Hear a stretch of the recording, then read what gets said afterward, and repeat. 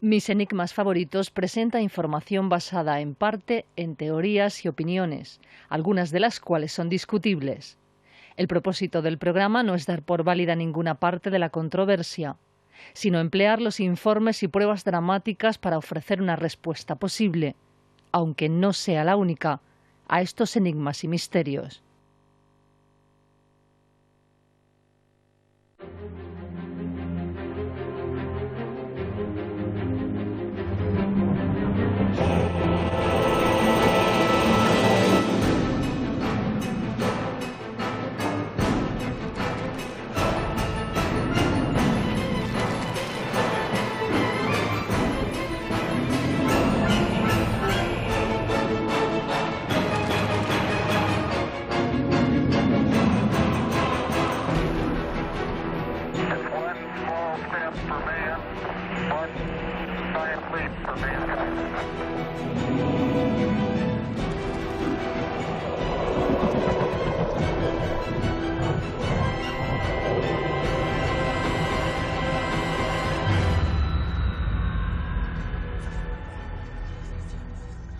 Hola, muy buenas noches y sean bienvenidos a una nueva edición y una nueva aventura de Mis enigmas favoritos.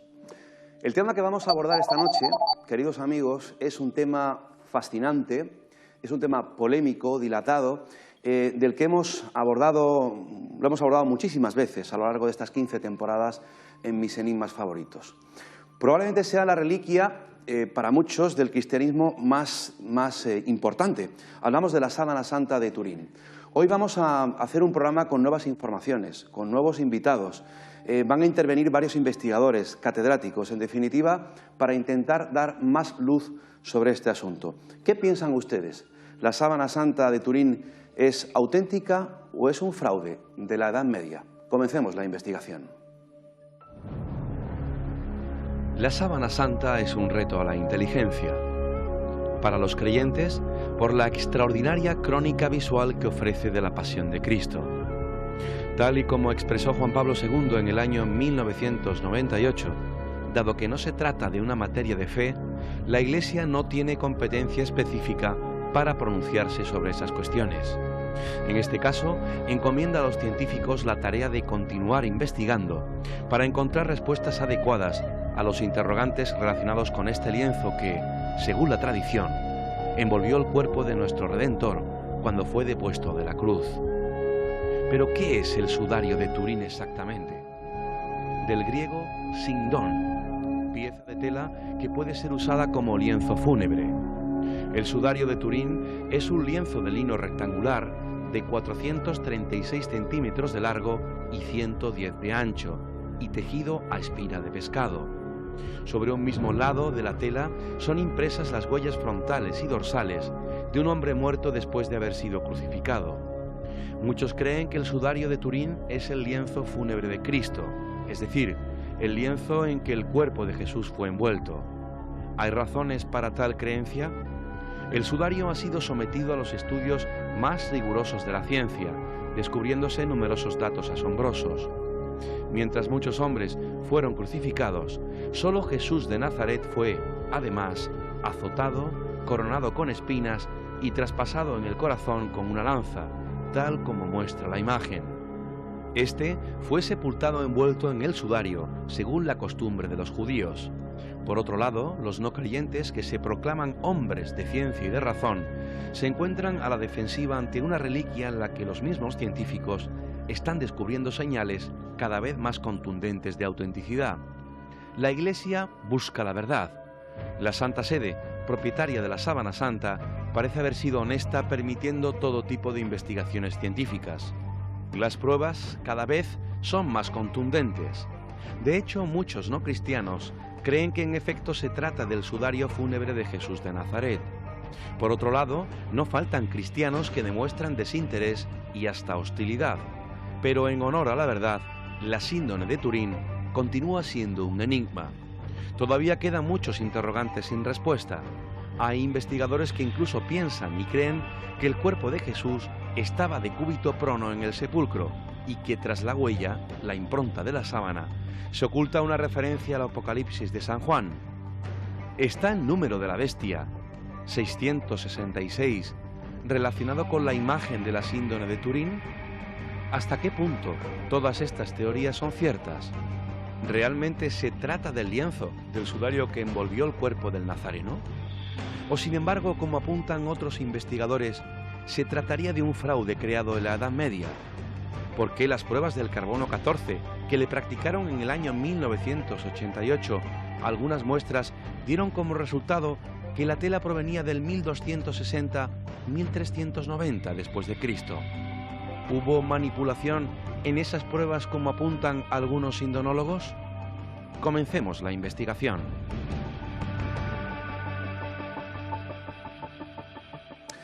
Han pasado muchos años de aquellas investigaciones y el tema, lógicamente, sigue generando muchísimo interés. No se ponen de acuerdo. Pero, ¿qué es exactamente la Sábana Santa de Turín? Para ello, en este debate contamos con la presencia de Francisco Trigueros, es colaborador habitual del programa, es psicoanalista, pintor, hiperrealista, escritor e investigador. Buenas noches, Francis. Buenas noches. Encantado de que estés aquí. Gracias. Para mí un placer, como siempre. Justo enfrente de Francisco Trigueros, por primera vez y directamente de la ciudad condal, Barcelona, viene un colega, periodista, escritor, investigador, Carlos Mesa. Buenas noches. Hola, buenas noches. Buenas noches, bienvenido. Pues muchísimas gracias, encantado de estar aquí contigo. La presencia de Carlos Mesa, bueno, él tenía que haber venido hace mucho tiempo a Mis Enigmas Favoritos, fue porque el pasado año, en ese certamen importante en Barcelona, en el Magic, pues él expuso una conferencia muy interesante sobre la falsificación de la Sábana Santa. Él está aquí para ofrecer su teoría, su hipótesis de por qué él piensa, cree y lo va a argumentar con sus pruebas de que la Sábana Santa es un fraude creado en la Edad Media. Y justo enfrente de Carlos Mesa, al lado de Francisco Trigueros, se encuentra otro viejo amigo del programa, es médico forense, doctor, investigador, médico del Instituto Legal de Medicina Legal Forense de Málaga, Eduardo Ramos. Buenas noches. Buenas noches. Encantado de que estés aquí. Igualmente. Y des también luz, ciencia a este asunto. Intentaremos. Y además que lo conoces bastante bien. Bueno, a mí me gustaría, para comenzar este debate, bueno, pues un primer posicionamiento, ¿no? ¿Qué pensáis, después de tantos años hablando y divulgando este asunto, investigándolo, cuál es vuestro posicionamiento sobre el tema? Empezamos con Francisco Trigueros. Bien, para mí la síndrome, lo he repetido en alguna otra ocasión, es el objeto más nocivo para la cristiandad y por lo tanto no debería de haber existido. Pero sin embargo, es auténtica, así lo considero. Ese es mi posicionamiento. No tienes ninguna duda. Ninguna. Vamos a escuchar a Carlos Mesa, su posicionamiento, y después a continuación el doctor Eduardo Ramos. Yo considero que se trata de un, como bien has dicho tú, un fraude, ¿no? Un fraude muy bien orquestado y siempre se ha estipulado que si realmente es una falsificación, cómo se pudo llevar a cabo, ¿no? Y parece como que nadie había encontrado esa solución. Como periodista y fotoreportero, pues un día me dio por practicar una técnica medieval de fotografía y obtuve unas pruebas que me llamaron tanto la atención, por cierto la técnica se llama Luna Cornata y después si quieres hablamos de ella, sí.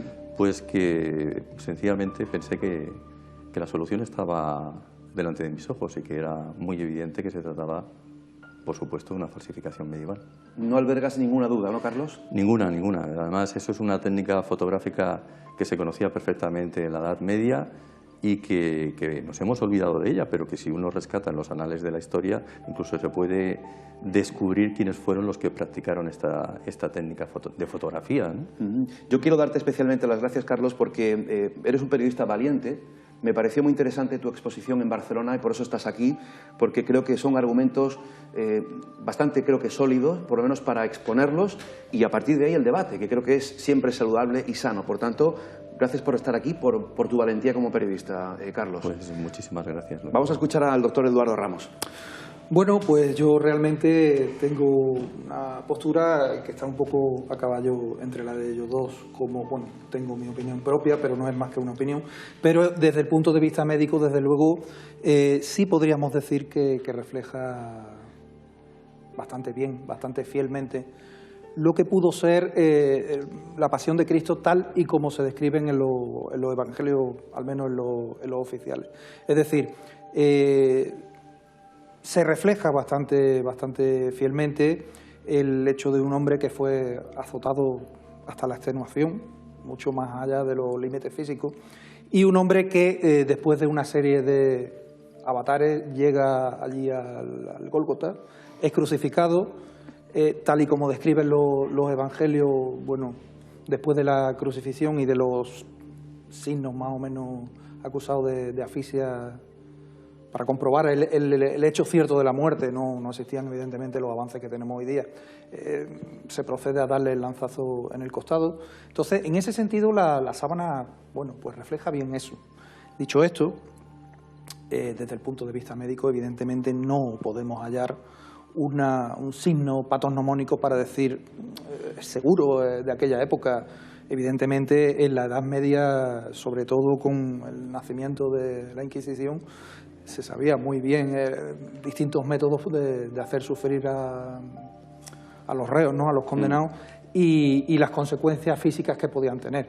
Entonces, síndrome siglo I Palestina, por las lesiones puede ser, pero tal y como sostiene Carlos, pues en la Edad Media perfectamente se sabían las consecuencias de esas lesiones y quizá también se podían haber falsificado en esa época. Entonces, ya lo digo, estoy un poco a caballo entre las dos teorías y, bueno, a ver quién me convence. Me gustaría rescatar, y seguro que los amigos que están ahí en casa también viendo el programa, tu opinión personal, si quieres compartirla con nosotros, y si no, pues es tuya, es personal, pero ¿cuál es? Mi opinión personal, bueno, pues es una opinión que igual para las corrientes oficiales es un poco dura, pero es que a mí me da igual. Es decir, yo me declaro cristiano de convicción, pero es que no me hace falta una prueba de este estilo para tener esa fe. Es que estamos hablando de fe. El cristianismo se trata de una cuestión de fe, no se trata de una cuestión científica.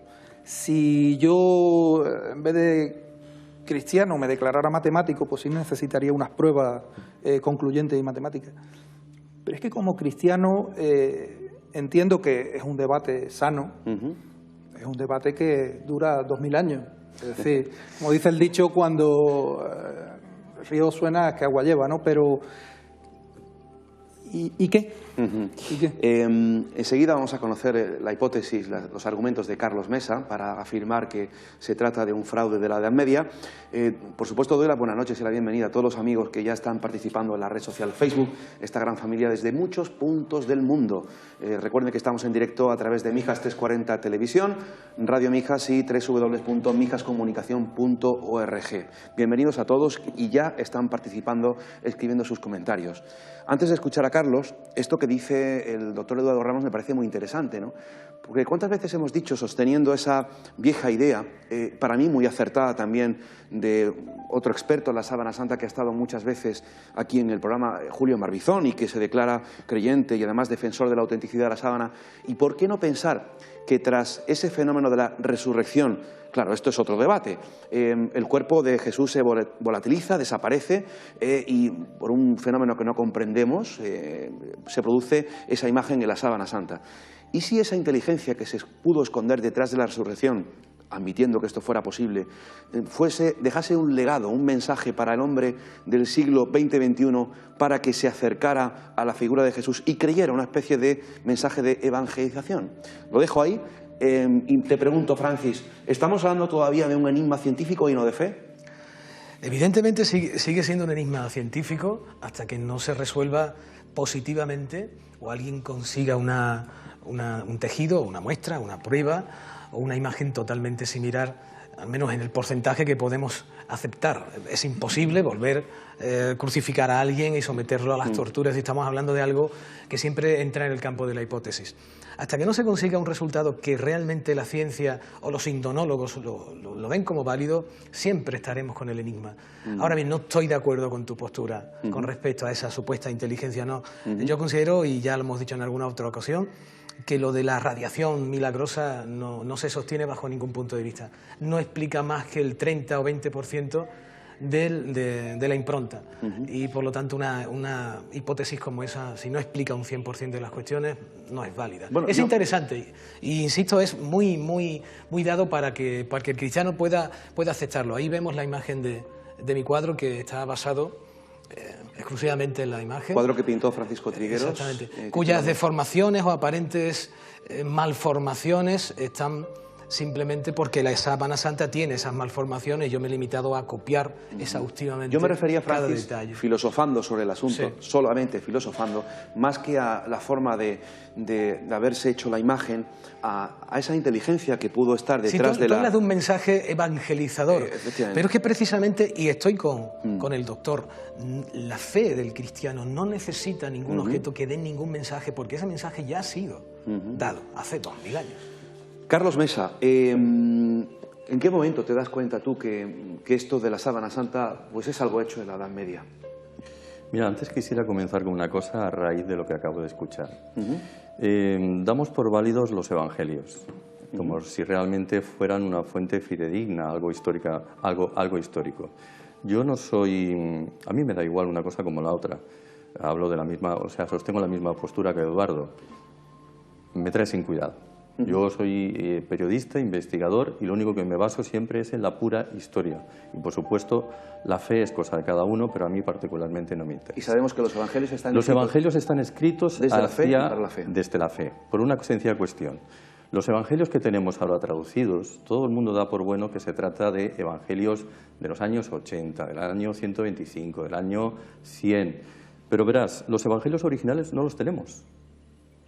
Tenemos unas copias de Eusebio de Cesarea, lo que llamamos la Vulgata, escritas prácticamente 400 años después de la muerte de Jesús el Galileo, porque yo me niego a llamarle Jesús de Nazaret o Jesucristo, porque Jesucristo significa Cristo Mesías, y eso se lo pusieron 100 años después también, prácticamente. Y Jesús de Nazaret tampoco, porque Nazaret no existía en tiempos del propio Jesús. Nazaret es un invento de Helena de Constantinopla, en un sitio que ya llamó Nazara, en un pozo que existía en aquel lugar. Pues bien, ¿por qué datamos de forma tan antigua, si sabemos que todas las traducciones que tenemos son traducciones de la Vulgata? Porque tenemos restos de pergaminos. Por ejemplo, el evangelio más antiguo que existe, o de los más antiguos, son el de Marcos y el de Juan. Y el de Juan, pues tenemos un papiro que se llama el papiro 52, donde tenemos 4 restos, pero es que no tenemos el evangelio completo. Y eso permite hacer una datación. Pero no teniendo el evangelio completo, tienes que dar por sentado que lo que dice en todo momento las copias de Eusebio de Cesarea, que actualmente nosotros llamamos Vulgata, y a partir de ahí empiezan todas las traducciones, son buenas. Por lo tanto, ¿por qué tengo que creerme que la Pasión, escrita prácticamente 400 años después, es buena, si no tengo la fuente original en todo momento? No sé si me explico. Perfectamente. Por lo tanto, partimos ya de unos evangelios que, bueno, históricamente hablando, no son sostenibles por ninguna parte. Y a partir de ahí se reproduce una pasión que es la que refleja la sábana, y teniendo en consideración que, ojo, pudiera que no haber sucedido como nos lo muestra la sábana, simplemente refleja lo que esos evangelios escritos 400 años después dijeron. A partir de ahí, empecé a mirar la Sábana Santa y me di cuenta de una cosa. La Sábana Santa no tiene por dónde cogerla. Tiene muchísimos fallos de falsificación. Muchos. Pero uno detrás de otro. Te vas encontrando uno detrás de otro. Empiezas a encontrarte un detalle, otro detalle, otro detalle, otro detalle, otro detalle, y aquello no hay por dónde cogerlo. Luego tenemos una prueba, que la prueba, no sé por qué todo el mundo la pone en duda, de que la prueba del radiocarbono 14 estipula que la sábana o la síndone es del siglo XIII al XIV. Pero bueno, muchos dicen por ahí que es que ha fallado porque el carbono se puede, por incendios o por los remiendos de las monjitas, pues se ha podido tergiversar esa prueba. La prueba no se puede tergiversar de ninguna de las maneras, porque las pruebas de radiocarbono 14 se hicieron en 3 laboratorios diferentes y se lavan.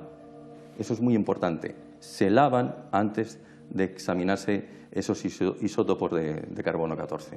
Por lo tanto, la prueba es totalmente fiable y corresponde a esa fecha, porque además es en esa fecha cuando se descubre una técnica medieval, que es la técnica de la fotografía de la luna cornata, que el primero que la lleva a cabo es Roger Bacon, señor que además fue contratado por un papa, Clemente V, porque aquel Roger Bacon había sido acusado de nigromante, es decir, persona que cogía cadáveres para examinarlos a la luz de la ciencia y ver qué es lo que había allí dentro.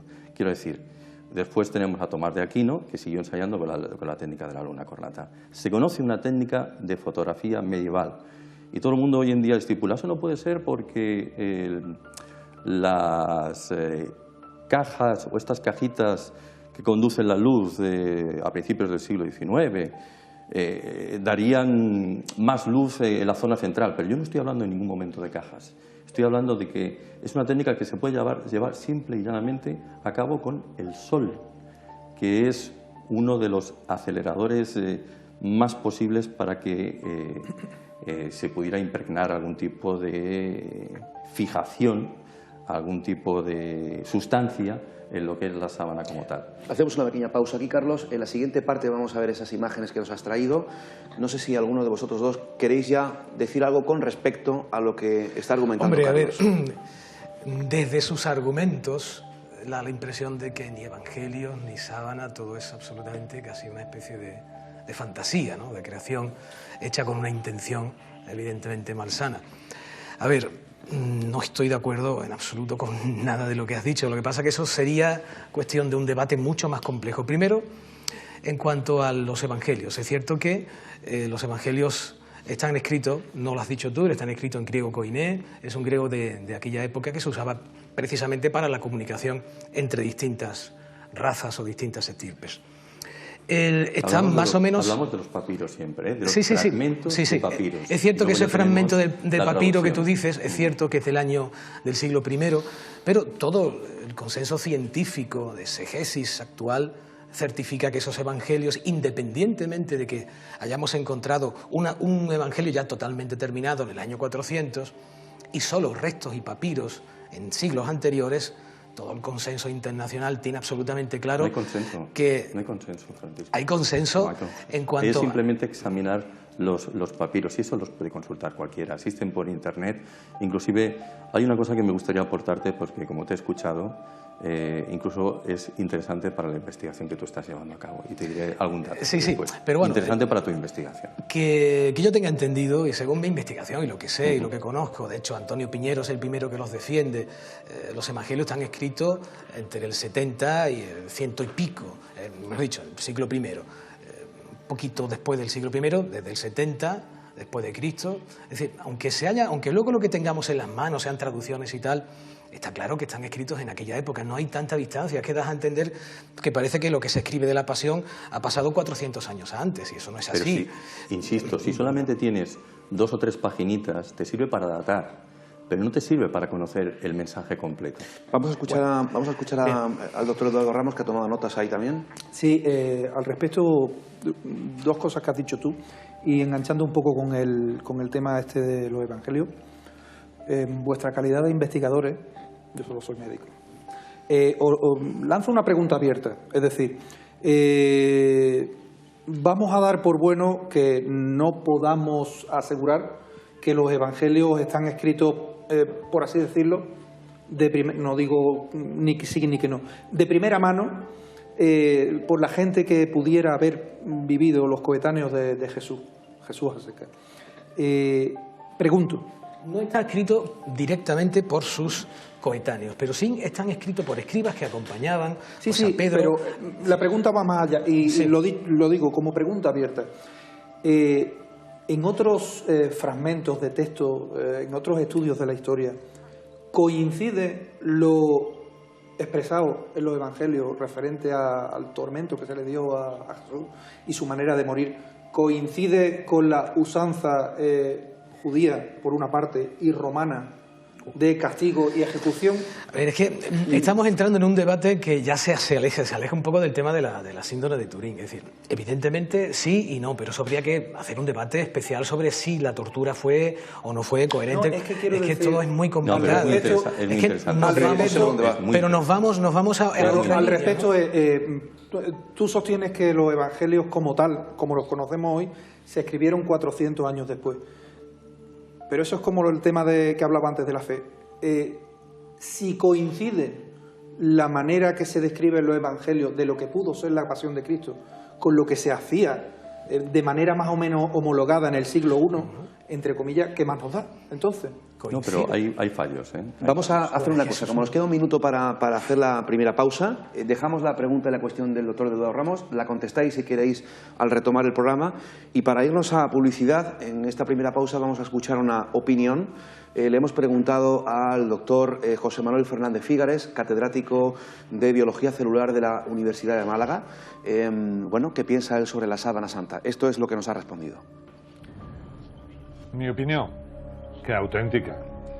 Y me acuerdo cuando salió el tema del carbono 14, que aquí mis compañeros en la Facultad de Ciencias decían, ¿has visto? La ciencia ha podido con la sábana. Y ahora, a través de los años, pues ha sido la sábana.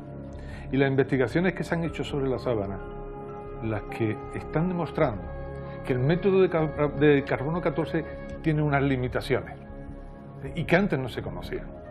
O sea, y todas las investigaciones que van saliendo en distintos campos del saber sobre la sábana santa, todo va apoyando de que la sábana santa es auténtica. Por muy extraños que parezcan los hallazgos que van saliendo, la sábana santa nos está mostrando, todos los estudios están mostrando que es del siglo I. Absolutamente todos los estudios, ¿no? Entonces mi opinión es que la sábana santa es auténtica, que envolvió al cuerpo de Jesús de Nazaret.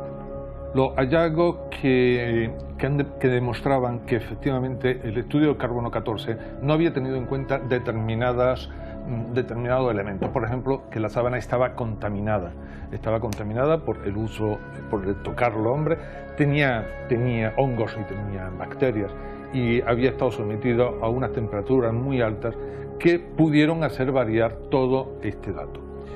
Otro hallazgo en el año 99 está presentado en un congreso internacional de botánica por el profesor Avinoam Danin, catedrático de botánica de la Universidad Hebrea de Jerusalén. Y este hombre encontró en la sábana el perfil de flores que únicamente crecen en Próximo Oriente. Avinoam Danin, sin lugar a duda, él llega a afirmar rotundamente que por la flora encontrada en la sábana santa, la sábana tuvo que estar en Jerusalén y que se depositaron las flores en los meses de marzo y abril por las flores que aparecen en la sábana. Eso es un hallazgo esencial. Hay flores que se ven a simple vista, las otras flores, el perfil se ve con ordenador. El ordenador, la investigación a través del ordenador está resultando esencial para la sábana. Y otro hallazgo es que sobre el rostro del hombre de la sábana han aparecido restos de palabras, y Bárbara Frale, que es una investigadora de los Museos Vaticanos, ella es una historiadora, pues ella, ahí se habían identificado tres palabras muy importantes. Una era Nazareno, otra era Jesús, en griego, escrito en griego, y Innexen, que es a muerte. Es un certificado de defunción, porque a todos los cadáveres había que ponerle un certificado de defunción porque no se podían tocar en un año. Entonces eso estaba grabado ahí. Y son unos hallazgos muy, muy importantes en el estudio de la sábana santa. Después volveremos a escuchar la opinión del doctor José Manuel Fernández Fígares, catedrático de Biología Celular de la Facultad de Ciencias de Málaga. Tenemos que hacer una obligada pausa. Enseguida retomamos el programa. Se quedan las cuestiones del doctor Eduardo Ramos encima de la mesa para que Francisco y Carlos las contesten y vamos a conocer tu investigación. Carlos, ¿te parece? Hasta ahora, amigos.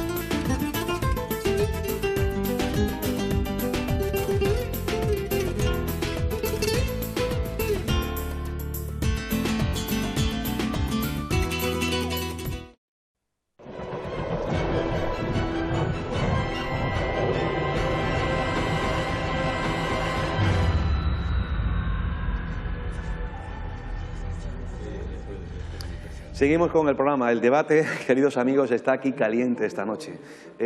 Muchas veces se dicen cosas muy interesantes fuera de cámara y se están diciendo, créanme que se están diciendo. Yo no sé cómo lo están viviendo ahí en casa, el muro también está que echa humo, hay muchos comentarios de muchos amigos que están escribiéndonos. Sergio, por ejemplo, escribe que yo recuerdo el estudio de pólenes de la Sábana Santa, era bastante contundente al respecto y la situaban en el siglo I y en la zona de Judea.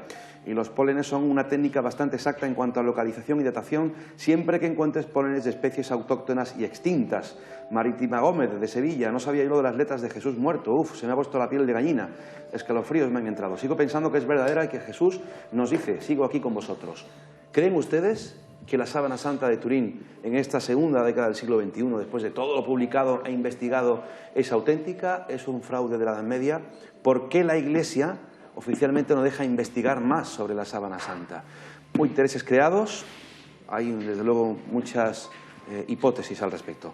Vamos a escuchar a Carlos Mesa y a Francisco Trigueros responder las cuestiones que planteaba el doctor Eduardo Ramos. Vamos a conocer la investigación de Carlos Mesa y vamos a seguir escuchando opiniones de diferentes investigadores. Carlos, ¿quieres comentar algo con respecto a lo que he dicho? Yo quería comentar sobre lo que acabamos de ver hace un momento en Del catedrático. Del catedrático. Venga. Una de las preguntas que me gusta formular siempre a una persona, independientemente, con todos los respetos, por supuesto, es un catedrático y hay que respetarlo, evidentemente, pero la primera pregunta que yo formularía como periodista ¿es usted creyente? Porque si la respuesta es sí, yo te contesto. Entonces está contaminado por la fe. Te digo que es creyente y te digo que además que es miembro del Centro Español de Sindonología. Por lo tanto, la respuesta que me va a dar siempre es concerniente a la fe que tiene, más que la suposición de la ciencia. Porque verás, cuando hablamos de la contaminación de la Sábana Santa, en esa prueba del carbono 14, que para muchos todavía se lo ponen en entredicho, cabe recordar que hacia el año 2000 aproximadamente se retiraron todos los remiendos, aquellos que se fueron poniendo por las monjitas con el paso del tiempo. Cuando se retiraron aquellos remiendos, se vio que las zonas afectadas por aquel famoso incendio medieval en Chamberí mostraban, pues, evidentemente, más isótopos de carbono 14, lo cual demostraba una contaminación en la zona. Pero ojo, solamente en esa zona, porque el resto sigue intacto. Insisto, cuando se examinó las 3 muestras por 3 laboratorios diferentes, se hizo un lavado previo. Por lo tanto, si se hace un lavado previo, no puede estar contaminada la muestra, es decir, la muestra es fidedigna. 2. Cuando hablamos de pólenes, hablamos de Max Frey, creo recordar. Sí.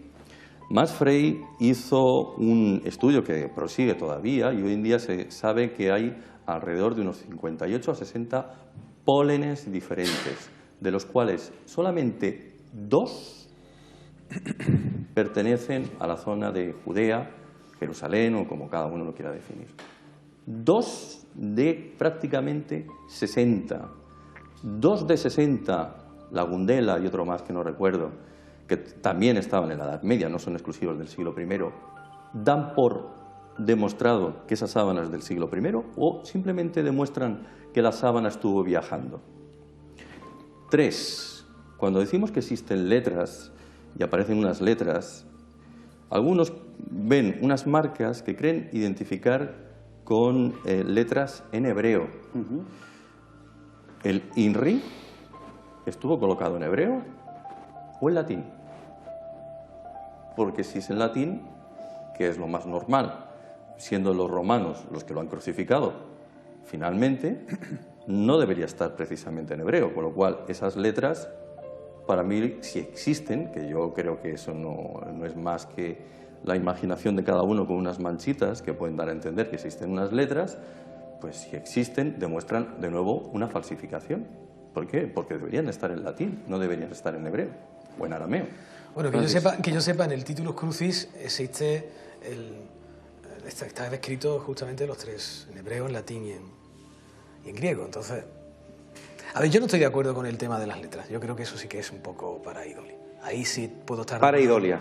Pareidolia. Sí, no lo veo de otra forma porque por mucho que se examine la síndone, sinceramente se presta... Bueno, de hecho hemos estado viendo precisamente un dibujo que yo hice en un programa de televisión lo hice en directo, 10 minutos de dibujo, con una simple acuarela, y se ha comprobado perfectamente que ese mismo dibujo, pues, contrastado y tal, consigue una imagen aparentemente tridimensional similar a la de las características de la síndrome.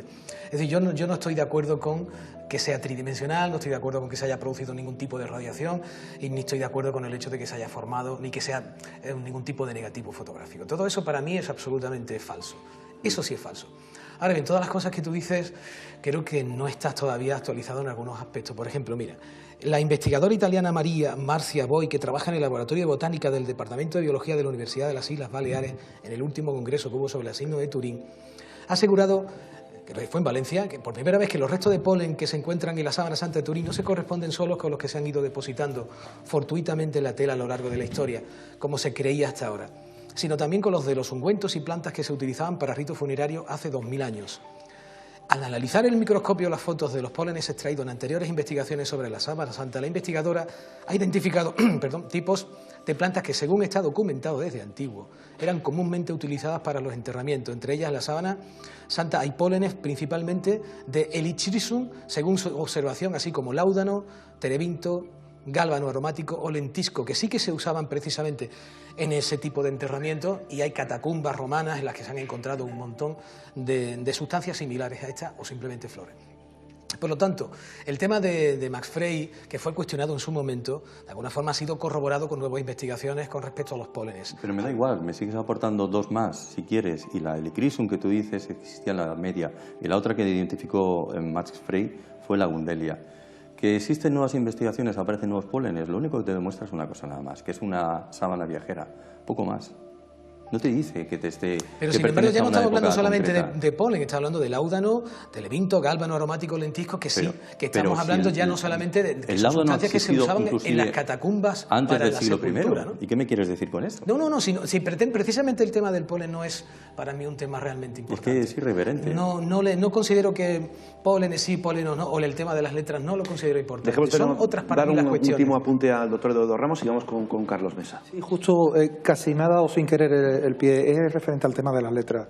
Efectivamente, el ser humano ve lo que quiere ver. Sí, por supuesto. Es decir, aunque no sea tu corriente paradigmática, te has presentado como psicoanalista, está la psicología de la Gestalt, que dice esa capacidad del ser humano de agrupar estímulos perceptivos y, digamos, darle sentido según precisamente su acervo cultural y demás. Entonces, el tema de las letras, bueno, seguramente, aunque sea un poco una exageración, igual si un japonés se pone a estudiar ahora la sábana santa, ve algún kanji japonés también. Con toda probabilidad. Pues seguro. Entonces... Escribe Desiree Almazán en el muro de Facebook: yo, después de escuchar en varias ocasiones a Francisco Trigueros y leerme su libro, estoy totalmente convencida de su explicación de cómo se creó la impronta, porque todas las pruebas apuntan a ello. Otra cuestión ya es quién es el personaje que dejó esa impronta, pero que de cómo quedó y que su posición era de cúbito prono, sin duda. Carlos, yo te voy a pedir que en 9 minutos nadie te va a interrumpir. Vamos a ir viendo imágenes. Intentes resumir tu hipótesis. 8 o 9 minutos. ¿Crees que podrás? Yo sé que es muy difícil, pero bueno. Es difícil, pero daremos pequeñas pinceladas. Perfecto. Cuando tú quieras, podemos ver las imágenes. Cuando tú quieras, adelante. Pues si quieres vamos viendo imágenes. Vamos a ver la primera de las imágenes de Carlos Mesa para que él exponga su investigación, su hipótesis de por qué la sábana santa de Turín bueno, pues es un fraude creada en la Edad Media. Bueno, ¿Tú te das cuenta de esto? ¿Hace cuánto tiempo, Carlos? Vale, vamos a ver. Bueno, ahí tenemos la primera imagen. Ahí tenemos una imagen, vale. Esta es una de las pruebas que yo hice con la técnica medieval de luna cornata, ¿no? Mira, ya que está, pues la vamos a explicar. Pensaba dejarlo para el final, pero lo podemos explicar muy fácilmente, ¿no? Todo el mundo dice que se hace porque es imposible que se llevara a cabo la técnica de la cámara hueca, por la sencilla razón de que se podría quizá haber efectuado de esa forma, con una sábana o una síndone a la que se les pusiera una cierta luz y con unas sales de plata, pero vamos, hubiera quedado la impronta de las sales de plata por alguna parte y sobre todo hubiera quedado, como digo, más coloreada o más iluminada en las zonas del centro que no hacia los bordes si utilizamos una cámara oscura, que la cámara oscura sí se conoce desde los tiempos de la Edad Media. Pero es que la respuesta es más sencilla. Veréis, a mí me sorprendió, por ejemplo, que aparece la barba partida, ¿no? Y la hora para partida es algo como muy bizantino. Quiero decir, aparecen los pantocratos, ¿no? En la época de las imágenes bizantinas ortodoxas. Parece incluso estar basándose en una imagen muy concreta que se llama el Pantocrator de Dafne, que es muy similar a la imagen de la Sábana Santa. Ya ahí hay algo sospechoso, porque no creo que sea la costumbre, o al menos yo tengo entendido que no era la costumbre de precisamente cortarse la barba, simplemente dejársela tal cual viniera y ya está, y no cortársela con una costumbre que más bien es medieval o de la Baja Edad Media que no precisamente el siglo I. ¿Cómo se hizo esa imagen que estamos viendo? Pues la prueba que yo hice la hice con yoduro de plata. Yoduro de plata. Yoduro de plata. Eso está hecho con yoduro de plata. De ahí el color amarillento. ¿Cómo se hace? Bueno, yo en esta prueba simplemente he utilizado lo que es la cabeza. Se podría haber hecho evidentemente con todo el cuerpo. Y lo que hice fue, primero, hacer un dibujo a mano en un papel vegetal. En un papel vegetal, en un simple papel vegetal, que eso es algo que lleva existiendo desde hace un montón de siglos. Muy finito y que permitiera verse al sol como si fuera una transparencia prácticamente. Una vez obtenido ese dibujo, lo coloco encima de una sábana o encima de una sábana como esta, un lino como el que estamos viendo, y lo dejo expuesto al sol. 20 minutos de radiación solar, porque esto es radiación solar, y ya lo tengo. Pero cuidado, obtengo inicialmente lo que sería, o lo que llamaríamos ahora un positivo. Para que quede impregnado, lo tengo que lavar y lo tengo que dejar durante varios días para que se vaya obteniendo la fijación. Eso que En el momento que lo lavo, se obtiene lo que llamamos ahora este negativo. Del positivo pasa al negativo. Cuidado, esto es muy importante por los pequeños detalles. Esto que tú estás sujetando en tus manos está hecho por ti, Carlos. Esto está hecho por mí. Esto es... Perdón, disculpa, imagino que estamos hablando de que tú has impreso el dibujo en ese papel vegetal, pero esa imagen es la misma y exacta. Por supuesto. ¿Eso lo has hecho tú a mano? Esto lo he hecho yo a mano, pero y queda de esta forma desdibujada porque además... Esa es la imagen de la síndrome de Turín, es decir... Me he basado evidentemente en la imagen de la síndrome de Turín, me he basado. Pero es que esa no es he hecho el Pantocrator de Dafne. La original, yo la tengo muy estudiada. Sí. Que tú hayas impreso, vamos, yo sé lo que tú me estás diciendo. Yo he hecho el dibujo, si tú has impreso, muy similar. Dibujo, eso es un dibujo hecho por ti. Esto es un dibujo hecho por mí de la síndrome. Perdona que dude porque estoy viendo la imagen que conozco muy similar, absolutamente porque por supuesto no me he basado en el Pantocrator de Dafne. ¿Pero por qué no lo has impreso? Por ejemplo, podría haber sido, la pregunta, ¿podrías haber impreso la imagen de la síndrome en ese papel vegetal y luego una vez atravesado el sol habría quedado el mismo resultado? Independientemente de que sea un dibujo tuyo. Habría dado exactamente el mismo resultado, pero he querido hacerlo ahí a mano y además, fijaos, daos cuenta de los pequeñitos detalles, que es cuando empiezas a darte cuenta de las incongruencias, ¿no? Esto es como lo estamos viendo en la actualidad. Si lo negativizas, te vas a dar cuenta de otro pequeño detalle. El bigote es blanco. Bueno, eso ya hace tiempo que de eso ya hemos hablado aquí innumerables veces. Por lo tanto, el señor de la sábana no podía tener 33 años. No. O inclusive con los ajustes del calendario juliano-gregoriano por parte de Dionisio el Exiguo y que se pierden un número indeterminado de años. Este señor tiene evidentemente más edad. Por lo tanto, eso significa que tú lo que haces originalmente es hacer un dibujo que tiene bigote. Como el bigote lo haces en negro, al retirar lo que es el calco, te aparece en blanco.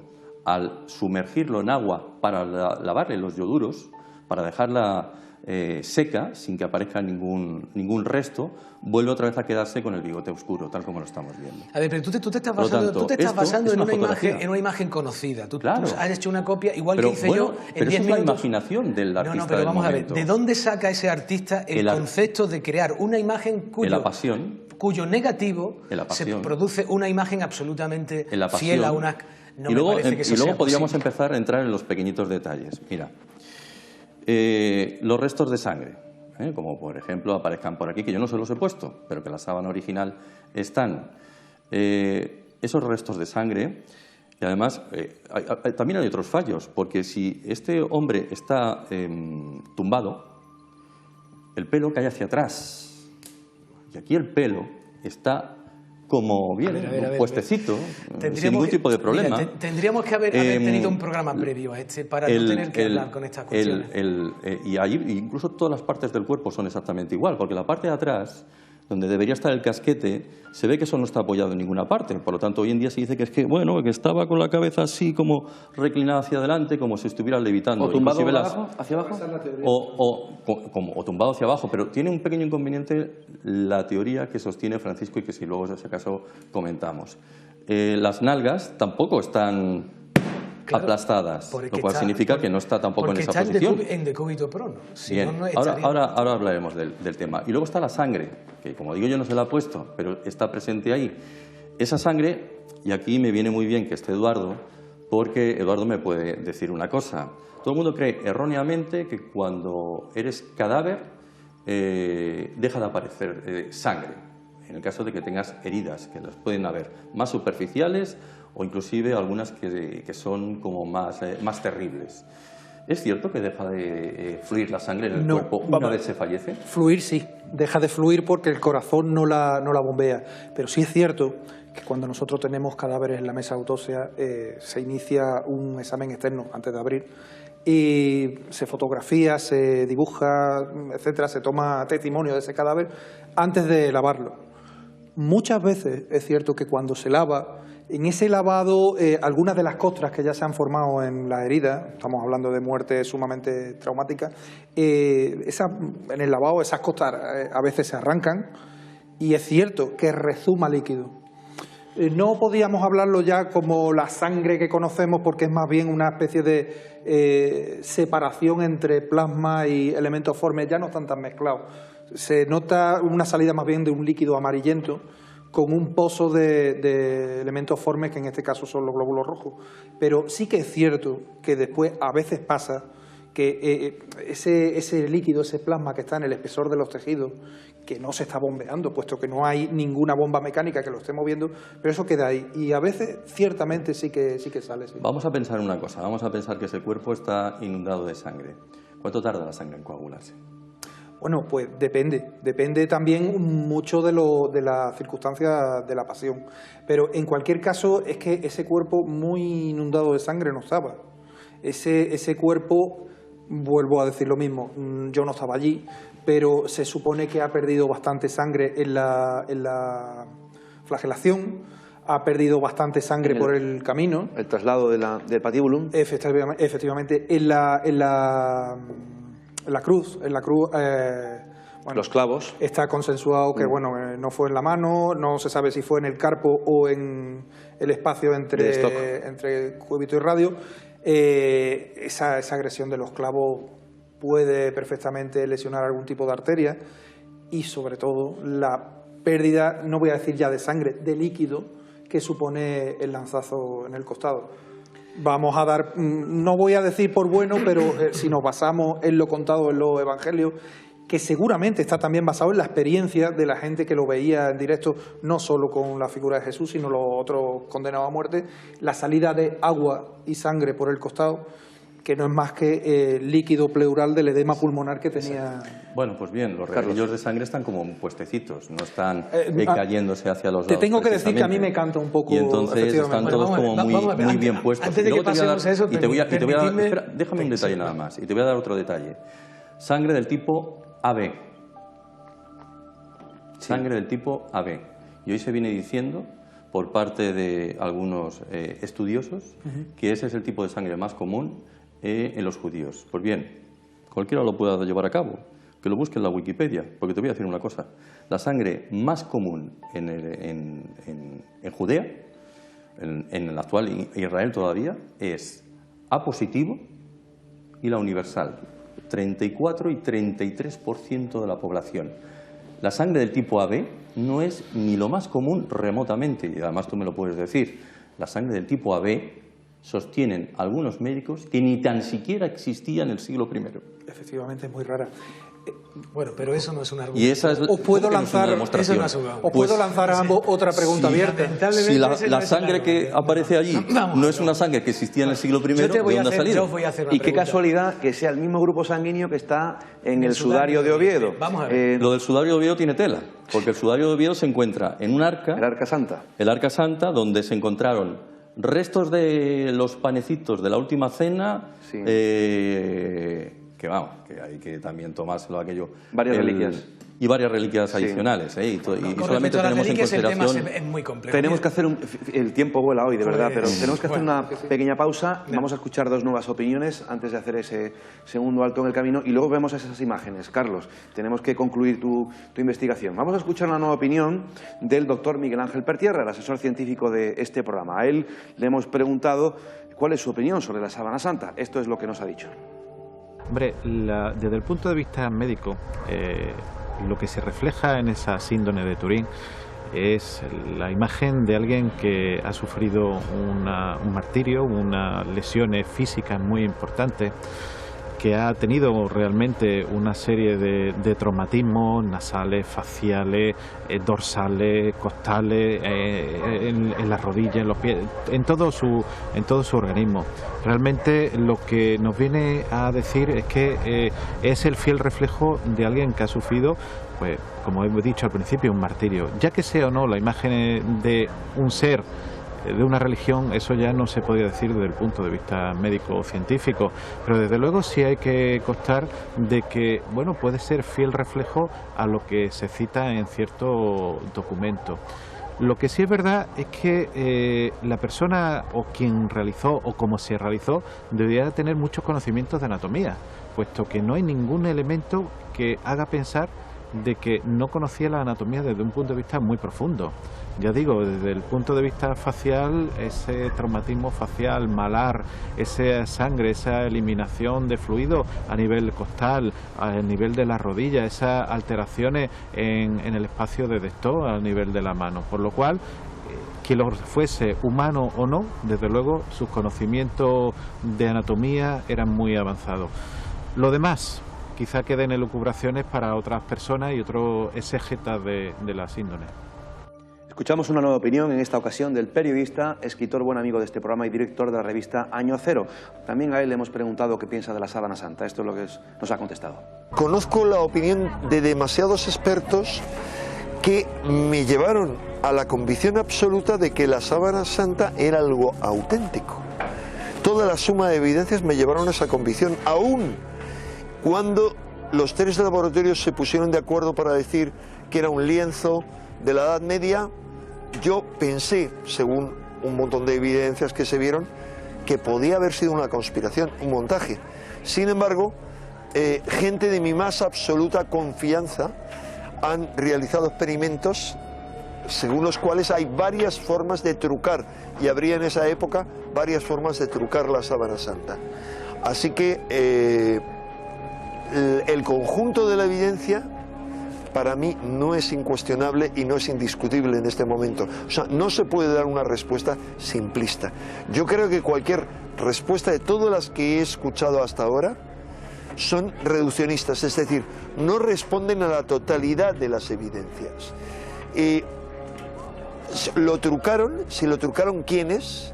Parece ser que por lo menos data, en cuanto a las evidencias que tenemos, de después de la caída de los templarios, de familias relacionadas con los templarios, pero ¿con qué fines? Para mí no está claro. Ahí quedaba la opinión de Enrique de Vicente. Me gustaría conocer la opinión de los amigos que están opinando ahora en Facebook y los que no tienen acceso a Facebook por correo electrónico. ¿Qué creen ustedes? ¿Es auténtica la sábana santa? ¿Es un fraude de la Edad Media? Quiero sus respuestas para esta noche, si es posible. Hacemos nuestro segundo alto en el camino y regresamos enseguida con más opiniones, con más información. Hasta ahora.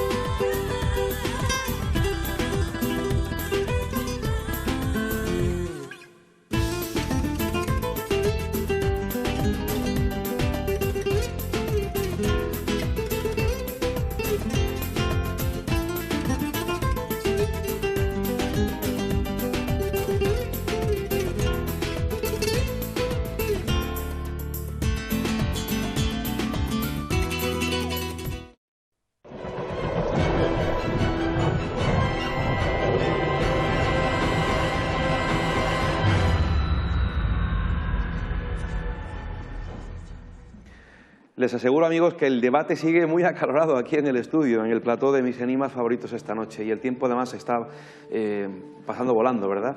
Bueno, pues vamos a continuar. Me gustaría dar unas informaciones, pero la primera es que mañana viernes, día 28 de marzo, a partir de las 7:30 de la tarde, en el ámbito cultural del Corte Inglés, estará presentando su libro Incógnita el compañero, periodista, escritor e investigador Francisco Contreras. Yo no podré estar allí, lamentándolo mucho, porque se van a acercar un montón de amigos, porque estaré aquí grabando un programa especial, otro de mis enigmas favoritos, así que le deseo toda la suerte. Mañana, viernes 28, en el ámbito cultural del Corte Inglés, a partir de las 7:30 de la tarde, se presentará el libro Incógnita. Estará allí su autor, el periodista y escritor Francisco Contreras. Bueno, un poquito más tarde doy más información, como siempre, del programa. Pero vamos con las imágenes de Carlos Mesa. Vamos a ver la primera, que es la del Códice Prey de 1192. Vamos con esa primera imagen y vamos a intentar, Carlos, en titulares, por favor. Venga, muy rápido. Esta es la que sirve para muchos, simplemente para decir que en el 1192 ya existía la sábana santa, ¿no? Porque muestra algo muy parecido a bueno, lo que se ve en el lienzo. Bueno, las manos no están entrecruzadas y lo único que se basan es que algunos incluso dicen ver la sábana por alguna parte. Yo la examino por arriba, por abajo, yo ahí no veo nada. Algunos dicen, no, existen unos dobleces por ahí debajo. Sigo sin verlos. Las manos no están en la misma posición y lo único que veo es alguien que se cubre pudorosamente sus partes, lo cual también me hace dudar de la sábana santa, porque ¿para qué se cubre de esa manera? Y bueno, ahí se ven 4 dedos, pero luego hablamos en otra fotografía de esos 4 dedos. Esta es la sábana de Plasencia, que está, dicen algunos... Del 1012, ¿no? Del 1012, ¿no? Que sirve para decir que como ahí hay un taller firmado, o el que lo firma es el taller de Gier de la Rovere, pues testimonia que ya existía hacia el año 1012. Bueno, pues esto demuestra que no es posible, porque el taller de Gier de la Rovere solamente estuvo vigente en el siglo XVII. Esto es la Verónica. Esta se le llama Mandoplio, creo recordar, ¿no? Porque hay varias. Mandilion. No, bueno, hay... Es un icono bizantino, ¿no? Sí, pero creo que el nombre oficial que se le da es el Mandoplio. Esta es la que está en estos momentos en la cámara de la Condesa Matilde del Vaticano. Exacto. Ahora está en la celda del Papa Francisco I. Ajá. Y poco más. Esto es algo que está muy bien que lo veamos, porque aquí entenderá más, evidentemente, Eduardo. Ahí se ve exactamente por dónde entra el clavo, que todavía hay gente que cree que entró por las muñecas, y Francisco, que ha examinado la sábana, sabe que por las muñecas no entró, entró por una posición muy cercana a lo que sería la muñeca. Pero eso se llama la zona de, que me corrijas tú, Eduardo, de Stott, ¿verdad? Sí, el espacio de Stott.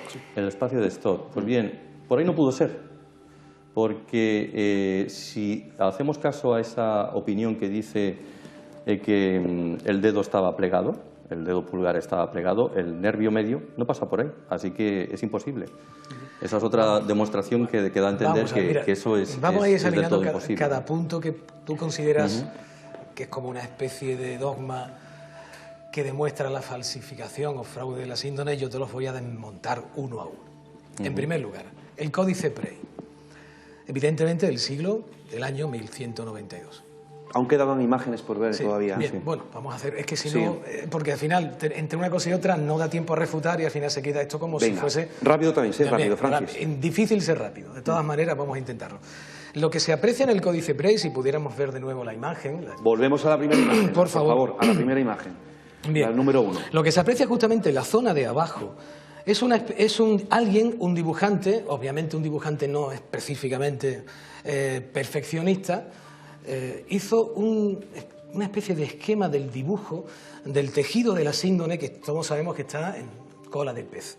Esa especie de estructura que hay abajo, como si fueran en un escalonamiento que sigue una dirección hacia arriba y una dirección hacia abajo, que es exactamente el dibujo, levemente ampliado o bastante ampliado. Estamos hablando de un dibujante de hace prácticamente 10 siglos. Y por lo tanto lo que está representando es el esquema del dibujo del tejido de la síndrome de Turín y por otro lado lo que sí, se ve perfectamente. Lo que pasa es que está ampliado. Justamente donde está el personaje de abajo, que parece una mujer que tiene un halo de color negro, justamente hay una serie de líneas que están escalonadas, que suben y otras que bajan. Pues mira, te voy a decir una cosa ahora. Pero bueno, un momentito. Ahí hay cuatro circulitos, justamente en ese lugar hay 4 circulitos en forma de L, que son exactamente los mismos circulitos que están en los quemados de la síndrome de Turín. Y me gustaría saber qué hace un pintor o un dibujante haciendo 4 circulitos, independientemente de que no estemos de acuerdo o no lo estés con respecto a que eso representa el tejido sindónico, ¿no? ¿De dónde surgen esos 4 circulitos? Pero no se quemó después la sábana. No, perdón, no, la sábana no, el incendio de 1535 lo que hizo fue esos quemados que son longitudinales. Los quemados que son 4 circulitos en forma de L son muy anteriores. Si no me equivoco, el incendio fue en 1532. 35-32. Sí. Y los quemados son muy anteriores. Y ese dibujante los dibujó. ¿Pero qué quemados? Quemados que son... Vamos a ver. ¿De qué quemados estamos hablando? Vamos a ver, tenemos la imagen aparte de la síndrome... Aparte de los de 1532, hay... No, estamos hablando no de los quemados de 1532. Quemados anteriores que tienen una forma de L, que están repartidos simétricamente en las diferentes zonas de la impronta. Conforme veamos la imagen de la síndrome, podremos perfectamente comprobarlo. He entendido que existió otro incendio anteriormente al de No, otro incendio no, estamos hablando de quemados muy puntuales, son como agujeros que forman una L en cada uno de los laterales de la síndrome. Déjame que te explique. ¿Qué hace ese dibujante haciendo eso? Es que es curiosísimo lo que dices porque sabéis que en Nualejo, en la provincia de Jaén, se custodian dos copias de la sábana santa de Turín, anteriores, que las dos tienen un diferente comportamiento. Esto es otro debate, pero lo curioso es que esas copias están hechas antes del incendio de Chamberí, en el 1527, pero en esas copias no figuran esas quemaduras a las que vamos a ver, pero sin embargo en la copia, y no de Leonardo, la de Durero, sí que figuran esos 4 quemados. Ajá. Entonces vamos a ver, ¿de dónde saca un dibujante 4 circulitos en un determinado tejido? Eso lo dejo yo ahí. Ahora, por lo tanto, en ese sentido te refuto, o al menos te rebato cierta parte de esa Sigue, Francis, sigue, por Continuamos favor. con la siguiente imagen, por favor. Siguiente imagen, porque es por que favor. no da tiempo. Bueno, por cierto, perdón, la postura esa que tú dices, aparentemente imposible, de las manos cruzadas en la zona pélvica, evidentemente, boca abajo se puede perfectamente hacer, no tienes más que comprobarlo. Boca arriba es imposible, por eso mis conclusiones son las que son. Pero bien, ¿de dónde se extrae esa idea? Hay por ahí una pintura de un crucificado cuya posición en la cruz es exactamente esta de aquí. Y por lo tanto, posiblemente un solo clavo atravesó justamente, posiblemente, las 2 muñecas. En la zona, no ni el espacio de Destod, ni en la zona de las muñecas, sino en una zona que el profesor Zugibe, que aquí está en este libro explicado, lo analiza, una zona llamada Z. Un lugar diferente donde no se inerva el dedo y por lo tanto este dedo no aparece así, sino justamente al contrario, que es como está en la síndrome. Yo la he observado y la síndrome de Turín, en la zona de las manos, estos dedos están así. De hecho, aquí tengo un dibujo que lo especifica. Sigue, Francis, por otra parte, esa posición implica que en el momento que se produce la rigidez cadavérica, no hay forma humana de que esos brazos tengan otra posición, y mucho menos así. Y se queda en esa posición. Con respecto al tema de la sangre, pues vamos a seguir con la imagen. Segunda imagen, por favor. Sí, la próxima imagen. Bien, esto del año 2012. Yo he estado examinando y tú dices que... ¿Cómo se llama el hombre ese? Pierre de la Robert. Pierre de la Robert. Yo he estado mirando que precisamente ese hombre, el nombre que tú dices con respecto a ese taller sí que es posterior, pero hay un nombre similar que es muy anterior. Lo que pasa es que no he llegado a concluir esa investigación, por lo tanto lo dejo prácticamente ahí. Si continuamos con la siguiente imagen. Tercera imagen, por favor. Sí. Bueno, en este caso, en esto no entremos. Eso es de Durero, además. Sí, pero este tipo de cosas... cosas... Si te fijas, es un autorretrato de Durero. Pero no sé, esto cómo desmitifica o desmonta la cuestión de la falsedad de la síndrome de Turín. No, simplemente dan a entender que la Verónica es en realidad... la síndrome plegada, ¿no? La Verónica siempre ha sido la palabra mandilión, esto que estamos viendo aquí. La palabra mandilión que procede de los siglos 6, 7, 4, no estoy muy seguro, no soy un gran historiador de la síndrome, solamente lo tengo puntualizado, evidentemente, y la palabra tetradiplón corresponde a que cuando se exhibía, al menos la imagen de la síndrome, se exhibía solamente la parte del rostro. Era un poco absurdo exhibir tanta cantidad. Esa imagen simplemente obedece a un determinado plegado y se ofrece la imagen tal cual en el siglo VI. Hay un dibujo, tú dices que esa imagen de la síndrome... Se exhibía el mandilion, no la síndrome. Sí, vamos a ver. Si tú dices que la síndrome o el rostro de la síndrome se parece a rostro bizantino, ¿no será justamente al contrario? Mira, vamos a ver. Hay un rostro bizantino del siglo VI, creo que es del siglo VI, que tiene un dibujo muy peculiar, que es una especie de U que está justamente en la zona, en el centro del ceño, ¿no?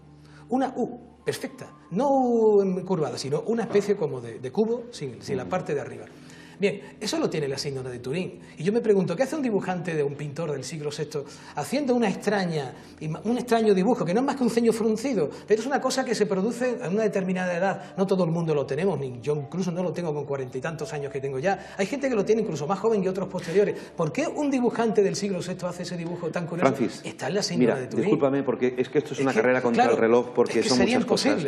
Nos quedan 14 minutos. Me gustaría que diese Eduardo Ramos algún apunte. Recordemos que él es médico forense. Carlos, me gustaría que terminases el capítulo de las fotografías y a partir de ahí refutar lo que se pueda, Francis. Sé que habrá que hacer una segunda parte, pero es que son muchas cosas. Venga, algún apunte. Pues hago un par de apuntes para, si se me permite, echaros a pelear. Por supuesto, sí, claro. Dos cosas, o tres cosas, mejor dicho. ADN, ¿se ha hecho ADN? Como investigadores vosotros. Sí. ¿Coinciden los ADN de distintas zonas de la sábana?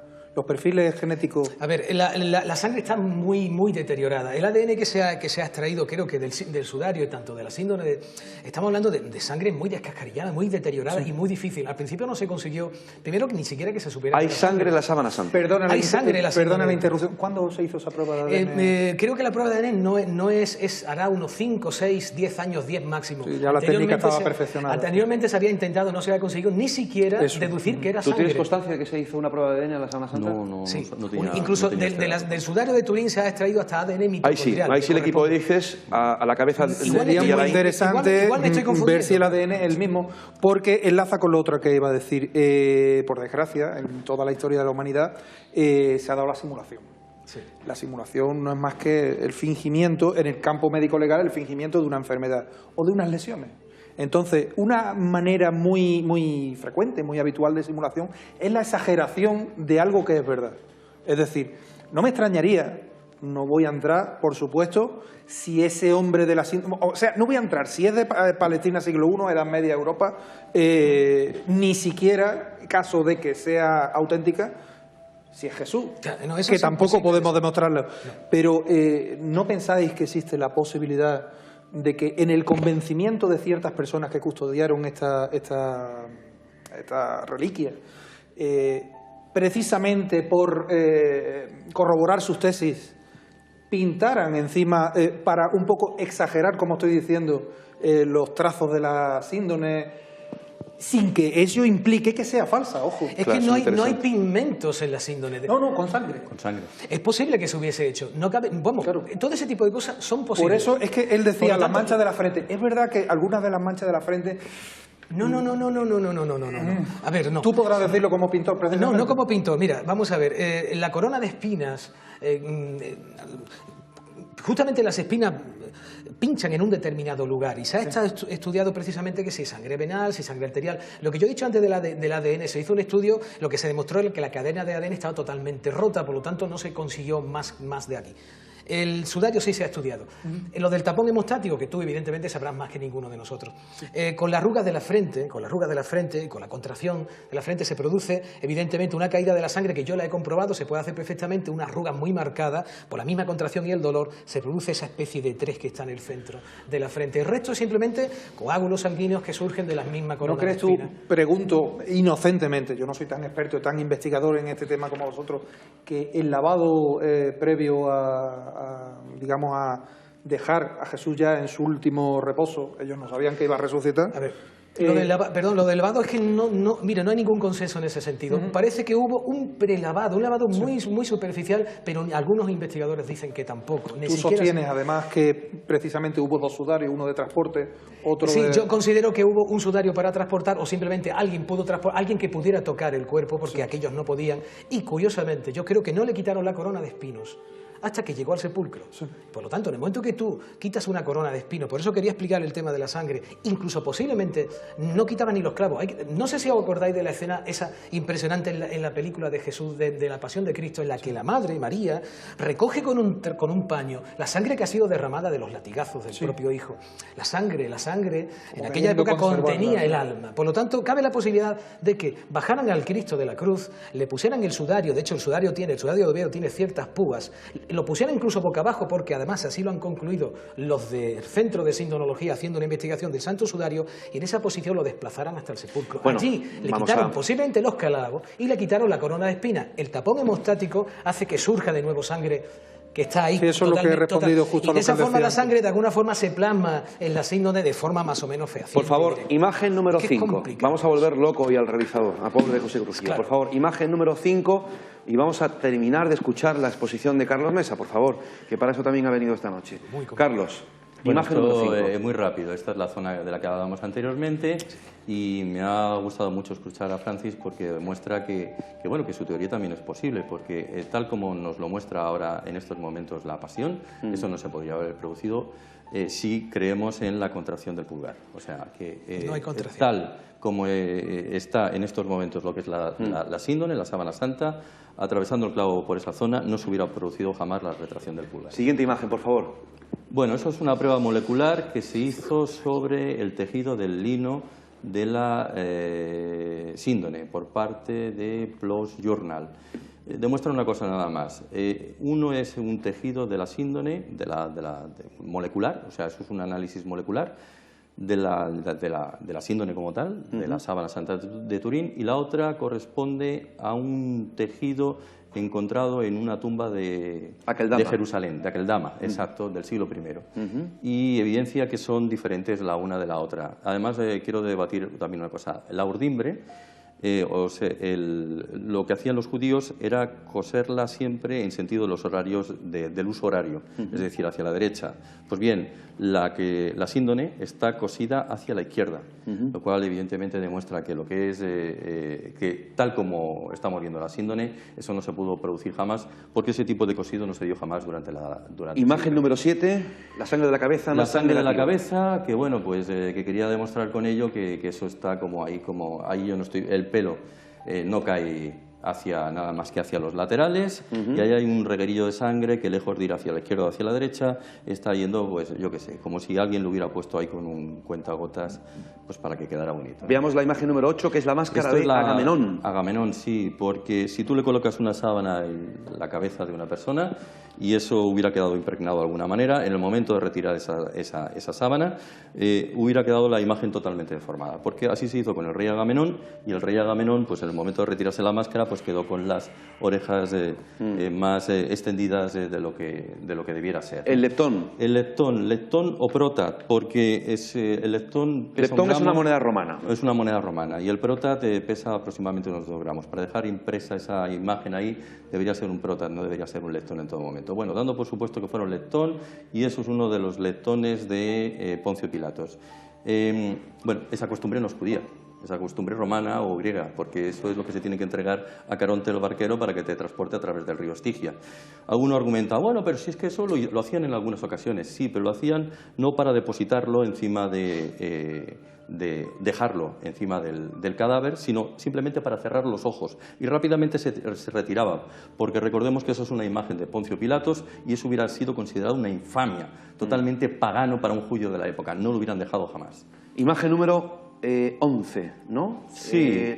Perdón, 10. Esta es la imagen número 10. Otra imagen más de positivo y negativo, pues que evidencia que el que estamos viendo el personaje pues tiene el bigote blanco, la barba blanca, ahora no se ve muy bien, pero también os diré que la imagen examinada con todo lujo de detalles demuestra una cosa: la cabeza está desproporcionada con respecto del cuerpo, hay un corte por debajo del cuello, lo cual parece indicar que está cosida en 2 partes, hay algo que no me encaja de ninguna de las maneras.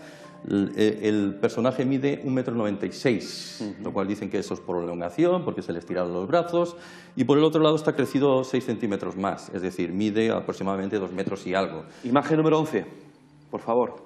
El Pantocrator de Dafne, lo cual volvemos otra vez a decir que es una imagen bizantina y que esa forma de cortarse la barba simplemente es del periodo bizantino. Los judíos no se cortaban la barba nunca de esa manera en el siglo XX. Vamos a escuchar dos nuevas opiniones. Le hemos preguntado estuve en Turín en el año 2005, lo saben algunos amigos, al profesor de matemáticas de la Universidad de Turín y presidente del Centro Internacional de Sindonología, Bruno Barberis. Allí, en el Museo de la Síndone, le pregunté, bueno, Bruno, ¿cómo se formó la imagen? ¿Cómo se pudo formar la imagen? Le escuchamos. Yo no creo esto. Se puede deducir que el cuerpo que ha estado envuelto en esta sábana no lo ha estado durante mucho tiempo. Esto sí, porque de lo contrario, si hubiese permanecido en la sábana, cuando se hubiese iniciado la descomposición del cadáver, que consiste en la pérdida o fuga de gas y líquidos, los hubiésemos encontrado. La tela estaría sucia como consecuencia de estas sustancias.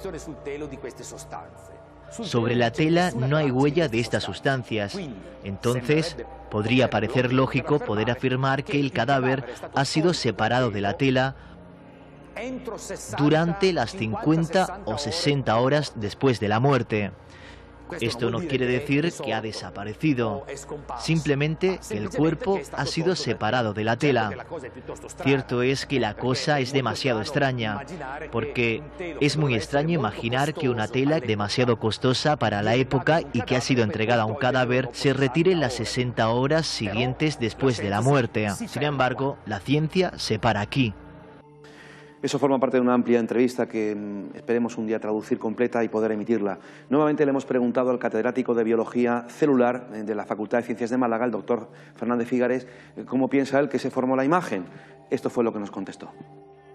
Algo propio con la ciencia es la discusión. Hay que discutir. La ciencia siempre es aproximación a la verdad. La ciencia jamás nadie podrá decir que es la verdad absoluta, es nada más que aproximación. Y en la ciencia un elemento clave para el método científico es la discusión. Venga, vamos a discutir de la sábana, pero en profundidad, no ya con ideas preconcebidas de que esto tiene que ser falso. Fíjate que es el objeto arqueológico más estudiado en toda la historia. De lo que sabemos de Cleopatra, nadie lo pone en duda. Y se conocen 3 detalles. Y de la sábana, ¿por qué hay tantas reservas con la sábana? ¿Por qué hay tantas reservas? Personalmente yo creo que nunca se va a poder demostrar cuál fue el proceso. ¿Y por qué? Porque estamos en presencia de la única persona que ha podido resucitar. Y esa imagen puede ser señal de la resurrección. Nunca va a tener el hombre la posibilidad de resucitar a otro y poder comprobar a ver qué imagen se forma. Va a ser siempre un misterio, podremos acercarnos más o menos. Un francés ha postulado la hipótesis que puede ser una emisión de neutrones. Y hay pruebas que parecen, resultados que parecen que lo hacen posibles,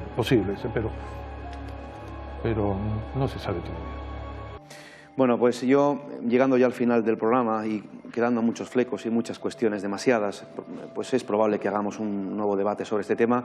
Me gustaría, como epílogo, que cada uno tuviese una intervención de 30 segundos, no tenemos más tiempo. Francis, yo sé que tú tienes... En fin, tú has contado ya muchas cosas. Yo solo puedo decir que de todas estas últimas imágenes que ha comentado Carlos, de cada una de las cuestiones que ha dicho, todas... ¿Puedes rebatirlas? Las puedo rebatir absolutamente todas. Aquí ya hay muchas rebatidas y otras te las digo. ¿Os parece un nuevo careo? A mí me gustaría, pero empezar desde el principio para poder... Bien. Porque todas tienen una respuesta y no puedo estar de acuerdo con tu planteamiento. Pero como epílogo. Ahora, sí me parece muy valiente tu posicionamiento, ¿no? Pero creo que falta mucha información y hay muchas cosas que no conllevan o que no te llevan a un buen puerto. Mi conclusión final, sigo diciendo exactamente lo mismo. Creo que la sábana santa es auténtica, que envolvió el cuerpo de Jesucristo, aunque no se pueda demostrar que lo sea, pero no me cabe la menor duda, y vuelvo a decir lo mismo. no debería de haber existido porque va contra la fe.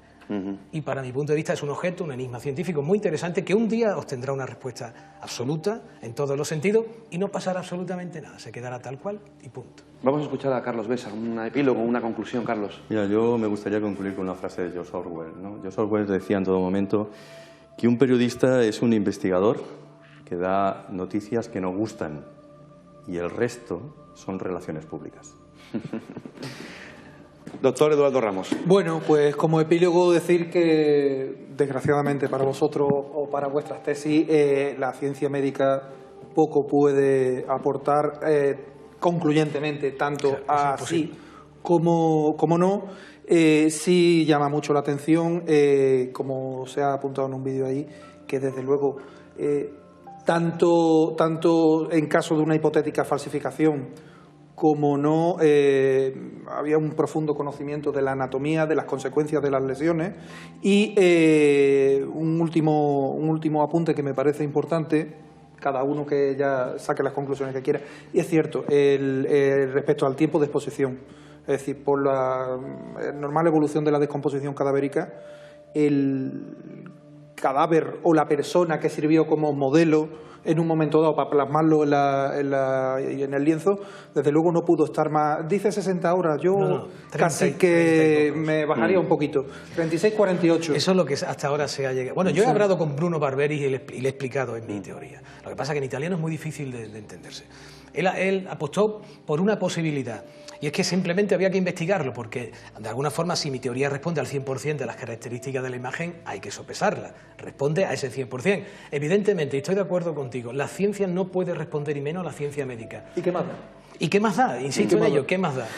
Francisco Trigueros, Carlos Mesa, doctor Eduardo Ramos, ha sido un auténtico placer, un auténtico honor haber compartido este tiempo de televisión, de tertulia, de debate. Se quedan muchas cosas en el aire, pero sobre todo el respeto ha reinado, lo cual os lo agradezco. Esto da pie a un nuevo careo, a un nuevo debate sobre este apasionante tema. Muchísimas gracias a todos los amigos que han opinado. Se quedan comentarios, emails por leer.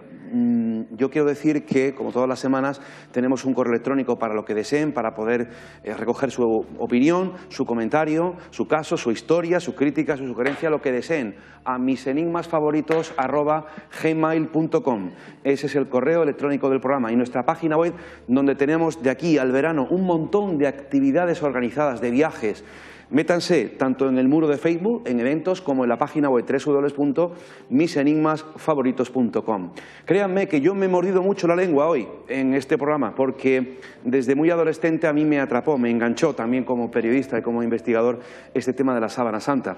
Yo he compartido muchas veces mi opinión personal, que es solo eso, una opinión personal. Yo sí creo que la sábana santa es una especie de acta notarial cuya patente es la resurrección. Pero insisto, esto es una opinión muy personal y muy desde la creencia. Pero tal como dijo en su momento y en este programa Julio Marbizón, tal vez fuese una milagrosa falsificación, si realmente lo fue hecha en el medievo. En cualquier caso, sigue siendo un misterio apasionante y ahí lo dejamos. Hoy se cumplen 9 años del fallecimiento, de la desaparición, del paso al otro plano de un gran maestro, de una persona muy querida por muchos de nosotros y que nos enseñó a toda una generación de periodistas e investigadores a hacer esto que hacemos desde hace algún tiempo, periodismo del misterio. Se fue Fernando Jiménez del Oso. Hoy se cumplen 9 años y vamos a despedir el programa, 9 años sin él, con estas imágenes, viéndole, escuchando su voz. Vamos a poner esas imágenes y vamos a recordarle, pues, vamos a recordarle pues como él siempre era, ¿no? Con esa perspicacia, con esa forma de presentar y comunicar, con ese sentido del humor que él únicamente tenía. Muchísimas gracias, maestro, te seguimos añorando todos los días, te queremos y te mandamos un fuerte abrazo cósmico desde aquí, de parte de toda la familia, amplia familia de mis enigmas favoritos. Les espero la semana que viene. Un fuerte abrazo a todos, de todo el equipo que hace posible este programa. Buenas noches y que sean felices. Os dejamos con él, con Fernando Jiménez del Oso. Pilar, y hoy he contactado y fui yo el que le dije, oye, dile a tus primos que el viernes me viene. ¿Esto es así? ¿Bajo tu experiencia? Hombre, puede que en su mayoría, y actualmente no tanto. Eso yo creo que es válido para hace unas cuantas décadas. No, el nivel cultural ya, igual que el nivel cultural del país, es mayor. Pero yo conozco sanadores que son universitarios, conozco sanadores que que hacen una anamnesis de cada paciente, que tienen un archivo cuidadoso, que piden luego pruebas objetivas de diagnóstico para ver la evolución del paciente. Hay algunos que se lo toman muy, muy en serio.